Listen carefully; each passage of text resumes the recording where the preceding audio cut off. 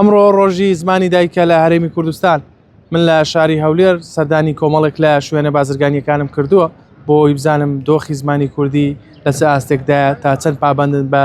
هەڵواسینی تابلو بازرگانیەکانیان بە زمانی کوردی. بەڵام ئەوەی ئێمە تێبینیمان کردووە بۆمان دەرکەوتووە دۆخی زمانی کوردی لە شاری هەولێر لە دۆخێکی خراپدایە. کاکاشتی ئەوڕۆ ڕۆژی زمانی دایکە، ئێوە وەکو خاوەنی و کتێبخانەیە قسەتان لەسەر ئەو ڕۆژەسیەوە. پرسیاری دومیشمەوەیە تا چەند گرنگە ئێمە گرنگی بە زمانی دایک بێن بە تایبەتی لە هەڵبژاردننی ناوەکان، زاناوی بازرگانی بێ یاخود ئاوی منداڵ بێ.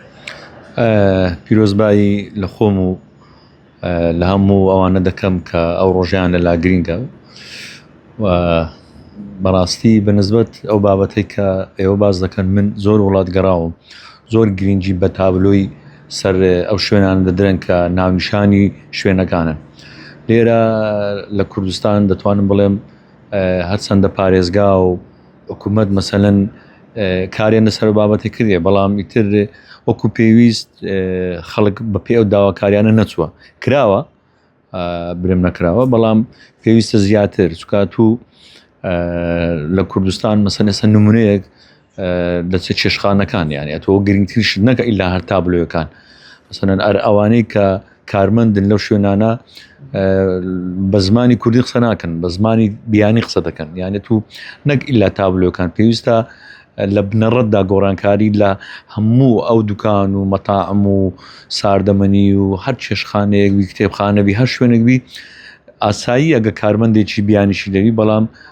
گرنگەوەی کارمەندێکی کوردیشی لێوی، لەبەرەوەی تۆ لە وڵاتەکەی من و لە شارەکەی من کە ئێمە کوردین بەنسبەت تابلۆ هەر ئێستا لەو داونتاونەی مەسەلەن ئەمە وەکو کتێبخانەی ئاشتی هەر هەموو ئەوانێک کە ئیشمان لەسەر کردیە وەکو کتێبخانە بە کوردیمان، هەتا لە پەیج و لە هەموو شوێنەکان زۆر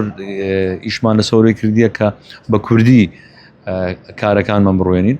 بۆی گرنگە بە ئەوانەی کە دێن بپرسن، ینی دەتوانین یارمەتیان بدەین، هاوکاریان بکەین، بەڵام گرنگترین شت تۆ ناونیشانی شوێنەکەت ناکرێت بە زمانێشت، دەکرێت بە بچووکی لە ژێر ناوە کوردەکەی شتێکی ئاسایی ئیشارەتی پێ بدەیت، بەڵام وەکو